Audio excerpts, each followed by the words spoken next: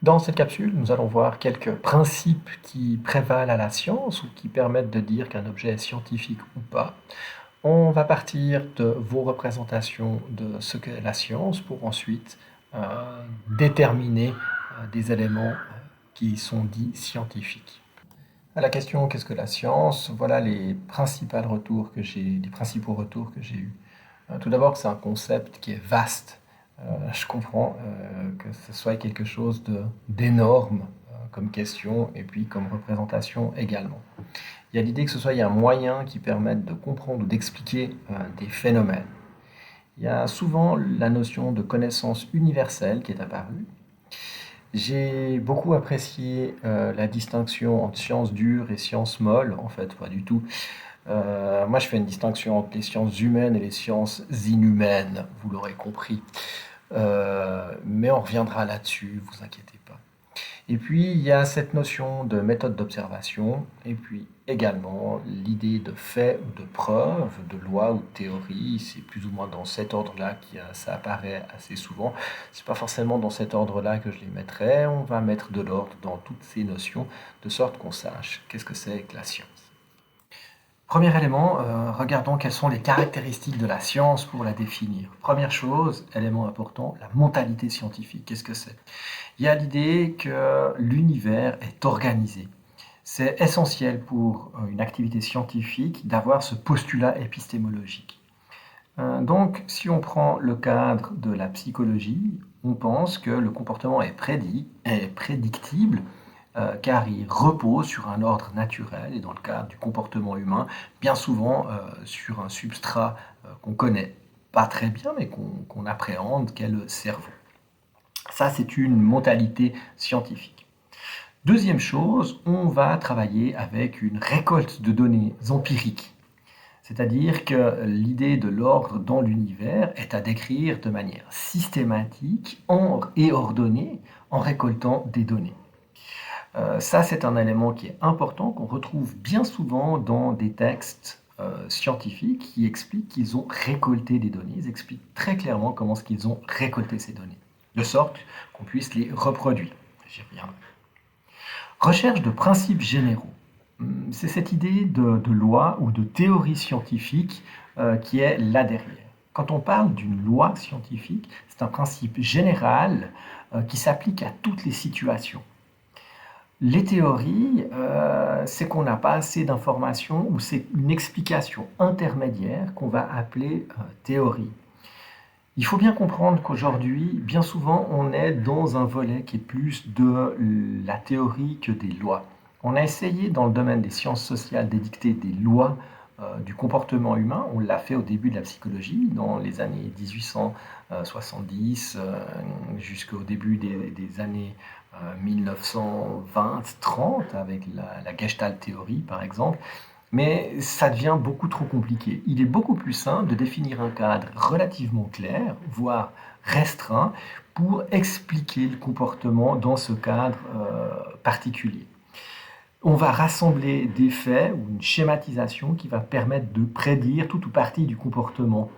Et puis, on va faire une avancée scientifique pas à pas, c'est-à-dire qu'on va informer des résultats qu'on observe aujourd'hui en posant des questions futures pour la suite du travail, de sorte que la science avance par une logique d'accumulation, une accumulation de théories en particulier. L'idée de la pensée juste, qu'est-ce que c'est? Alors, l'idée que l'on va récolter et interpréter des données implique qu'on ait une approche systématique, objective et rationnelle. Alors, ces trois mots, systématique, objectif et rationnel, c'est tout sauf humain. En tout cas, ce n'est pas naturel dans le comportement humain.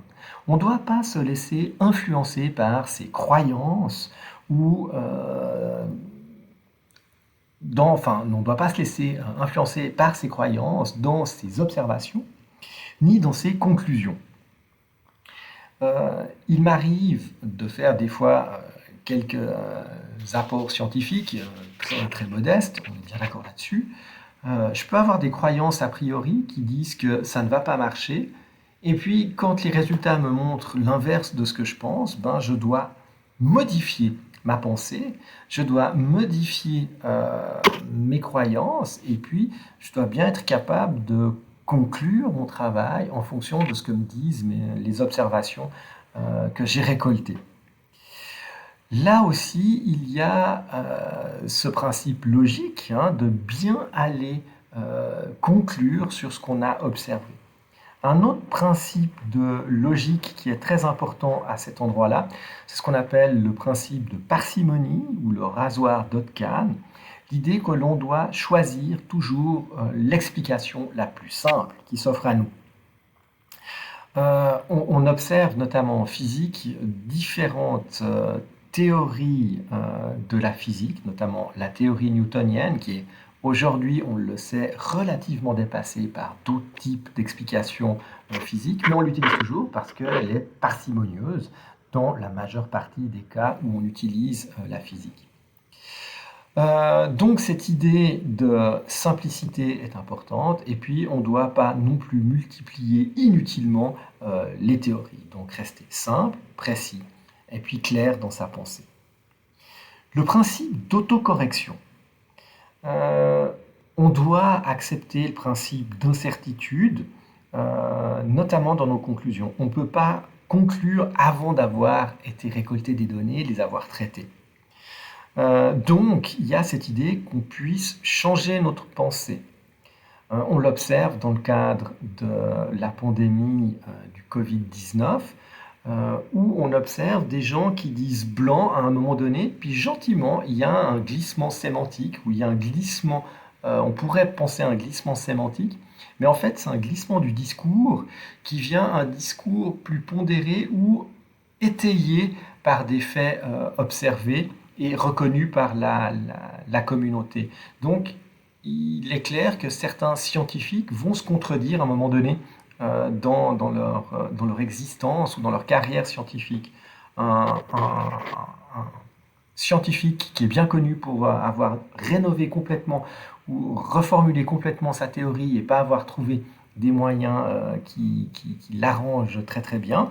C'est le cas de Sigmund Freud, par exemple, entre sa première topique et sa seconde topique qui apparaît à partir de 1920. Donc, le fait que la science avance par cette accumulation de nouvelles observations ou de nouvelles théories, ou cette adaptation ou ce changement, explique que dans le discours ou dans la compréhension d'une problématique, le discours puisse changer. On va tester les théories en les falsifiant. Donc, on doit toujours pouvoir remettre en cause les hypothèses qu'on pose. Et on doit pouvoir remettre en cause toujours, en tout lieu, nos explications. On va tester nos hypothèses, on va observer sur le terrain les choses, et puis on va voir si notre hypothèse est fausse ou pas, et puis dans quelle mesure on doit modifier ou abandonner la théorie originale. Autrement dit, dans toutes les recherches qu'on a à produire, il y a toujours cette question de tiens, qu'est-ce qui est inattendu que j'observe? Et ça, c'est un phénomène d'autocorrection, si l'on veut. Je reviens sur ce principe logique aussi qui sous-tend l'autocorrection. Je vous rappelle, en logique booléenne, si je me souviens bien, il y a toujours l'idée de si P alors non Q. Je ne sais pas si vous vous rappelez de ces choses quand vous avez fait ça en mathématiques ou en philosophie. C'est ce qu'on retrouve aussi dans le domaine scientifique. On ne peut jamais prouver qu'un énoncé est vrai, mais seulement dire qu'il est faux. C'est assez problématique dans certains cas, et puis ça peut aussi être un élément important de la compréhension de la science, et puis aussi des outils qui sont utilisés pour produire justement cette connaissance. Qu'en est-il de la publication des résultats en science? C'est une activité éminemment intellectuelle, mais surtout c'est une activité qui est publique. Les scientifiques ont cette culture de se rencontrer et de discuter dans leur communauté. Alors ces rencontres ou ces discussions, on appelle ça des colloques ou alors des revues scientifiques où le débat se fait, il y a des échanges qui sont permanents dans la communauté au travers de ces colloques ou alors avec des échanges où les chercheurs se déplacent dans d'autres lieux pour poursuivre leur travail et puis justement apprécier la connaissance d'autres personnes et puis d'augmenter sa compréhension du monde. Un excellent exemple dans ce domaine-là, de publication des résultats et puis d'échange et de travail avec d'autres communautés, je vous renvoie au texte Le théorème vivant de Cédric Villani qui explique la construction de son article scientifique qui va lui permettre d'obtenir la médaille Fields. Finalement, dernier point important qui caractérise la science aujourd'hui, c'est la réplication. On doit pouvoir répéter les observations avec les mêmes procédures et on devrait obtenir des résultats identiques. Donc c'est quelque chose qu'on va faire, répliquer, changer un petit peu, essayer d'obtenir les mêmes choses ou pas, de sorte qu'on puisse modifier notre compréhension de l'observable ou de notre compréhension du monde dans lequel on vit. Donc finalement, là derrière, dans cette réplication, on revient sur les objectifs de la science qui a pour objectif de décrire, de prédire, d'expliquer et puis de vérifier le monde qui nous entoure. Je me tente à une synthèse excessivement courte des outils à disposition du chercheur ou du scientifique. Tout d'abord, je dirais qu'il y a l'idée d'observation qui est importante. Dans cette case, je mettrais l'idée du rapport systématique de faits. Pensez peut-être à l'éthologue qui découvre une nouvelle ethnie, qui rapporte dans son carnet tout ce qu'il voit. Là, il y a un rapport systématique des faits. Après, le carnet, on peut le structurer pour que le rapport systématique soit aussi ordonné. Et on va retrouver ce genre d'idées chez plusieurs chercheurs, notamment en psychiatrie. J'ai un souvenir comme ça d'un chercheur qui demandait à ses médecins d'observer systématiquement les regards et le nombre de regards qui étaient échangés entre des patients. Et puis, suivant quel type de regard était échangé, on observait des comportements très différents. L'observation de comportements différents, c'est l'étape d'après, c'est de se dire, tiens, est-ce qu'il y a des corrélations, est-ce qu'il y a des liens, est-ce que j'observe plus de regards à un tel endroit ou sur une personne, et puis ça va créer peut-être quelque chose chez cette personne. Est-ce que c'est les regards ou est-ce que c'est autre chose qui a créé cette chose? On n'est pas très très au clair, mais on voit tout à coup qu'il y a un lien qui est en train de se former. C'est l'intérêt de la corrélation.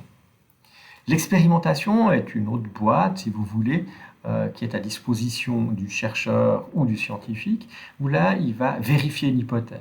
Dans ses observations, il va peut-être commencer à se dire, tiens, il pourrait y avoir un lien. Ce lien, il va le construire un peu plus avec des apports scientifiques, avec ce que d'autres chercheurs ont fait, ont conclu dans des articles, par exemple. Et puis, il va pouvoir poser une hypothèse, et puis cette hypothèse, on va la tester, on va l'opérationnaliser, et puis on va voir si effectivement il y a un lien en fonction des variables que vous avez, qu'il a utilisées. Il faut faire attention dans l'expérimentation, alors là, le respect de l'éthique est primordial. Je reviens avec les corrélations. Si on prend un cas un peu en marge, tout le monde dit aujourd'hui que fumer provoque le cancer du poumon. Je ne remets pas en cause cette idée, mais cette idée, en fait, est construite sur une corrélation. C'est-à-dire qu'on a observé chez les personnes ou chez les patients portant une pathologie de type cancer du poumon, une forte représentation de gens qui fumaient ou qui étaient en contact très proche de fumeurs. Donc il semble qu'il y ait un lien entre tabagisme ou tabagisme passif et développement du cancer du poumon. Maintenant, si on voulait expérimenter la chose, on pourrait le faire. Il suffirait de construire deux groupes équivalents d'hommes et de femmes, et puis imposer à des gens de fumer des cigarettes, et puis à l'autre groupe de ne pas fumer. Et puis celui qui fume des cigarettes, on pourrait aussi jouer sur une variable du nombre de cigarettes qui est fumé, et puis observer à partir de quel moment qui développe ou surdéveloppe des cancers du poumon dans ces deux populations. Là, on aurait une expérimentation. Pensez bien qu'en termes éthiques, ça ne marche pas mon truc, donc on ne va pas le faire. Mais c'est un lien qui est beaucoup plus fort cette fois-ci dans l'expérimentation que dans l'observation de la corrélation. Partant de ce principe, il faut respecter les règles de l'éthique. Il est évident, suite à mon exemple, qu'il faut le faire. Ça n'a pas toujours été fait dans le domaine scientifique. Vous le verrez avec le behaviorisme. Des fois, ces éléments ne sont pas tout à fait respectés. Et puis, on a quelques exemples de médecins nazis, malheureusement, qui ont fait des choses excessivement regrettables sur des congénères humains. Passons cette expérience ou cette expérimentation pour aller sur le volet de la mesure. C'est un élément qui est important pour le chercheur ou pour le scientifique. Qu'est-ce qu'il mesure? On oppose bien souvent des mesures quantitatives, donc des chiffres, à une mesure qualitative qui serait plus en lien avec du discours humain, par exemple. J'aurais plutôt tendance à dire que c'est une forme de continuum, le quantitatif et le qualitatif, notamment en sciences de l'éducation, où c'est difficile de se dépatouiller de l'un sans l'autre. Je pense que les deux purs sont jamais bons, mais une bonne coarticulation de l'un et l'autre pourrait être intéressante. Donc aller rechercher des chiffres, et puis en même temps aller rechercher des explications, qu'est-ce que les gens disent. Dans les deux pôles, tant l'un que l'autre, vous allez retrouver des biais qui sont importants, il faut être clair avec ça. Après, quel est l'instrument qu'on va utiliser?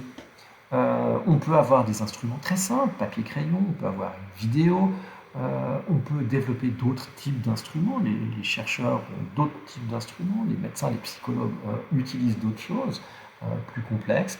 On parle souvent de neurosciences aujourd'hui. Les instruments qu'on aime bien en neurosciences, c'est l'électroencéphalogramme, l'EEG ou l'IRMF, la mesure, si vous voulez, d'un cerveau en activité. On a la possibilité de le faire, donc on le fait. Maintenant, les deux exemples que je vous montre, l'EEG ou l'IRMF, demandent ou supposent un cadre autour excessivement contraint qui n'est pas possible d'utiliser dans une salle de classe. Mais il faut être conscient que suivant quel instrument on utilise, on va avoir certains types de mesures, une qualité de mesure assez intéressante, avec là encore des avantages et des inconvénients. Maintenant, ce que je voulais vous montrer, c'est qu'il fallait bien avoir présent à l'esprit ces différents outils, mais surtout, avant d'avoir ces outils, il faut avoir une question, et puis bien avoir quelque chose d'important, cette observation ou cette idée d'avoir une systématique dans sa recherche. Chose qu'on ne retrouve pas dans la discussion du café du commerce, alors que c'est le cas chez le chercheur. Comment traduire dans la pratique ces outils du chercheur? Ou bien, qu'est-ce qui fait que le chercheur fait effectivement de la science? Tout d'abord, je dirais qu'il questionne le réel. C'est une première chose, c'est d'avoir une question. Naïve au départ, c'est celle que vous aviez peut-être en écrivant votre situation, à aller véritablement vers une question qui est non plus naïve, mais qui est soutenue par la littérature. Pour ce faire, il faut questionner ensuite la littérature scientifique, qu'est-ce qu'il est dit dans le domaine. Être capable de problématiser, de dire qu'aujourd'hui, voilà, on a vu ces éléments, mais il nous manque quelques éléments explicatifs dans la situation qu'on a vécue, donc ça pose problème. On peut aller plus loin. On va conceptualiser. Dans la littérature, les théories vont expliquer des concepts ou vont définir quels sont les concepts qui prévalent ou qui expliquent cette théorie. Vous allez le voir dans d'autres cours, je pense notamment aux cours sur les apprentissages. Travail excessivement difficile, le chercheur ensuite va opérationnaliser. Il va rendre ces concepts opérationnels, c'est-à-dire qu'il va en créer des variables, qu'il va pouvoir manipuler. L'enseignant, il va faire exactement la même chose, simplement qu'on ne va pas parler de conceptualisation. Il va transposer le savoir, il va le didactiser, et puis il va le proposer en une tâche auprès de ses élèves. C'est quelque chose d'assez similaire, finalement. Le chercheur, il va rechercher des résultats. On a dit qu'il l'observait, ou en tout cas qu'il allait rechercher des données. Donc il va traiter ces données. De ces données, il va les discuter, c'est-à-dire les expliquer. Finalement, il va conclure, en fonction de la discussion, qu'est-ce qui change, qu'est-ce qui ne change pas, et puis qu'est-ce que ça apporte, le travail qu'il a fourni à l'ensemble de l'édifice déjà existant. C'est très très similaire, si vous voulez, à l'ensemble de la pratique réflexive qu'on met en place dans l'enseignement, entre la préparation, la mise en place d'une séquence d'enseignement ou d'une séance d'enseignement, l'observation de cette séance et puis toute la réflexion qui est faite par la suite sur cette séance et puis qu'est-ce qu'on en fait euh, comme amélioration future. Une difficulté importante qu'on peut retrouver dans le questionnement de la littérature scientifique, c'est la question du cadre théorique. Pour comprendre le cadre théorique, quand vous avez une question, il y a souvent plusieurs cadres théoriques qui peuvent l'expliquer. Quand on pense à cadre théorique, on doit penser à discipline scientifique. Si vous avez un problème avec un élève dans une classe, il peut y avoir plusieurs disciplines scientifiques qui vont vous expliquer le problème de cet élève. Est-ce que c'est un problème social? Donc c'est plutôt peut-être dans la sociologie qu'on va trouver une réponse. Est-ce que c'est un problème de 10 quelque chose ou de trouble quelconque? Donc là, on aura peut-être une discipline scientifique telle que la médecine qui va nous aider, mais aussi la psychiatrie dans certains cas, une sous-discipline de la médecine dans ce cas, ou la psychopathologie en psychologie qui peut nous aider à trouver des éléments ou des pistes de réponse. Dans chacune de ces disciplines scientifiques, vous allez avoir des écoles de pensée.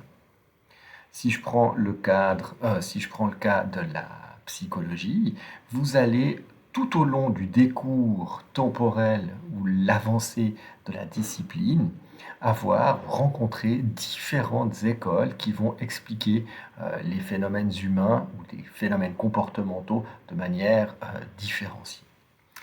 Donc, si on prend le cadre de l'école, quand on pense à l'apprentissage, par exemple, on a quelques cadres ou quelques écoles de pensée qui sont assez courantes dans le domaine de la psychologie qu'on utilise en enseignement. Ces écoles, il faut les connaître et puis dans ces écoles, prenons le cas du behaviorisme par exemple, celui-ci va avoir plusieurs cadres théoriques explicatifs. Le behaviorisme, le comportementalisme va expliquer les phénomènes d'apprentissage, les phénomènes de motivation et autres. Donc on a quelques grands principes humains ou quelques grandes fonctions humaines qui sont expliquées dans cette école de pensée qui propose des cadres théoriques différents. Ensuite, dans ces cadres théoriques, vous allez trouver cette fois-ci des concepts. Ces concepts, c'est ce qui va être déployé dans la réalité, permettant d'expliquer ce qui est en train de se passer. Sous le phénomène de si je fais quelque chose, alors je devrais retrouver un autre élément parce que le cadre théorique est explicatif dans ce sens. Donc cette compréhension du cadre théorique peut vous aider à aller rechercher l'information et puis découvrir finalement quelle information vous avez dans les mains et puis dans quel niveau, si vous voulez, elle doit s'insérer. Est-ce que c'est une discipline scientifique? Ensuite, dans quelle école de pensée, quel cadre théorique ou quel concept? Ou à l'inverse, remonter ou descendre cette pyramide. Comment effectuer ce cadrage pratiquement? C'est une bonne question. Partez de votre question de départ, ou cette question que j'aurais tendance à dire naïve. Repensez à la situation emblématique que vous m'avez écrite. Il y a une question de départ. Vous avez vu quelque chose d'étrange. Cette première question, elle est naïve dans le sens où on n'a pas été faire des recherches. Je ne vous ai pas demandé pour l'instant de faire des recherches permettant de l'expliquer. Donc de la question de départ, ou de cette question naïve, on doit trouver un thème de recherche. De ce thème de recherche, on va pouvoir trouver différentes disciplines qui vont pouvoir nous expliquer la situation. Il va falloir faire un choix des disciplines qu'on va aller creuser, si vous voulez. Et puis, d'une fois que ce choix est fait, on va tomber, comme je l'ai dit précédemment, dans des courants de pensée de cette discipline qui vont nous amener à des courants théoriques, puis finalement des concepts théoriques qu'on va pouvoir mettre en pratique. Si je prends un cas pour expliciter la chose, imaginez que vous avez un exemple d'un enfant qui a des problèmes d'apprentissage. Donc votre question de départ, c'est pourquoi cet enfant n'apprend pas. Question tout à fait naïve. Cet élève qui n'apprend pas ses leçons, comment est-ce qu'on peut expliquer? Alors on pourrait avoir différents thèmes de recherche. Le thème serait, oui, pourquoi est-ce qu'il n'apprend pas ses leçons? Où est l'apprentissage? Qu'est-ce qu'il fait à la maison? Qu'est-ce qu'il fait en classe? Et ainsi de suite. Avec ces problématiques-là, on peut se poser la question des disciplines. On a un élève qui a des problèmes d'apprentissage apparemment, on ne sait pas trop si c'est à l'école ou à la maison. On peut se poser la question de est-ce que la psychologie peut nous amener des éléments de réponse? Certainement sur le phénomène apprentissage. Peut-être que la psychologie a deux, trois choses à expliquer. Mais le phénomène sociologique aussi, la discipline sociologique va pouvoir nous expliquer des éléments particuliers, notamment ce qui se passe à la maison, dans quel milieu se trouve l'enfant. Ben, la société ou la sociologie va pouvoir nous expliquer ces éléments.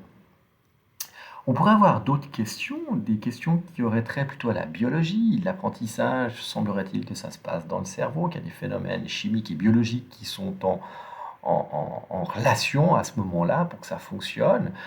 Est-ce qu'ils sont fonctionnels ou bien pas? Qu'est-ce qui est en place? Est-ce que ces éléments peuvent nous amener des portions de réponses, j'aurais tendance à dire. C'est certainement le cas également. La psychiatrie aussi pourrait nous amener quelques éléments, la psychiatrie ou la psychopathologie, qui aurait trait à tous les problématiques de troubles, troubles de l'apprentissage, troubles du développement, troubles de l'apprentissage spécifique, la lecture, par exemple. Donc vous voyez que là, on a un choix à faire pour aller rechercher de l'information pertinente. Après, si on choisit, je vais choisir par gain pour moi la psychologie, dans les courants de pensée, je l'ai déjà expliqué tout à l'heure, il y en a plusieurs qui expliquent l'apprentissage, le behaviorisme par exemple, mais il y en a d'autres, le cognitivisme, le connectivisme, le connexionnisme et j'en passe. Chacun peut m'amener des éléments de réponse sur lesquels je vais trouver des concepts particuliers que je vais pouvoir mettre en pratique. Pour ce qui est des concepts du behaviorisme, si tout va bien, je vous en parlerai demain, et puis ça vous donnera quelques pistes pour remonter cet élément. Cette action est non linéaire dans le sens, je pense qu'il faut partir par la question de départ, c'est évident. Après, les thèmes de recherche ou les disciplines, c'est à discuter aussi avec d'autres collègues, c'est à discuter avec les enseignants de la HEP par exemple. Et puis pour les courants de pensée et les théories, c'est aussi un peu ce que vous trouvez et puis comment est-ce que vous allez vous faire aider pour trouver des éléments qui sont mobilisables dans votre pratique. C'est pour ça que je vous parle de non-linéarité de ce cadrage dans un premier temps. Et plus vous aurez de l'expérience, plus vous aurez de l'aisance à aller questionner la littérature, plus ces éléments vont découler dans l'ordre dans lequel je vous le présente. Finalement, en guise de synthèse, en arrivant au terme de cette capsule, ce qu'on peut dire de la science de manière très générale, j'insiste beaucoup là-dessus, c'est qu'il y a des caractéristiques qui permettent de définir ce que c'est que la science. Cette notion de mentalité, cette recherche de sens, si vous voulez, qui pourrait être intéressante. Ces caractéristiques générales font penser à de l'épistémologie, j'en ai parlé d'une, il en existe d'autres, et puis ça peut changer en fonction de la discipline dans laquelle on est. Il faut être assez clair là-dessus. En plus, dans une même discipline, on peut avoir plusieurs épistémologies. C'est pas un problème, mais il faut bien savoir comment est-ce qu'on construit la connaissance dans la discipline dans laquelle on est en train de lire de l'information. Toutes ces disciplines, ou la science de manière générale, a des outils. J'ai parlé de quelques outils plutôt techniques. On pourrait avoir d'autres outils techniques, peut-être de questionnement de l'histoire. On ne questionne pas l'histoire du IIIe siècle après Jésus-Christ comme on questionnerait l'histoire du XIXe ou du XXe siècle. De même, si on s'intéresse à la culture chinoise, on va avoir d'autres outils. Et puis, j'aime bien cette idée de strate ou de rupture. Strate dans le sens, il y a une accumulation de connaissances, hein. On connaît les choses par accumulation, d'où l'intérêt d'aller lire ce qui a été fait précédemment. C'est pour ça qu'on parle de littérature et puis d'une connaissance de la littérature, de la positionner historiquement aussi, cette littérature, c'est important.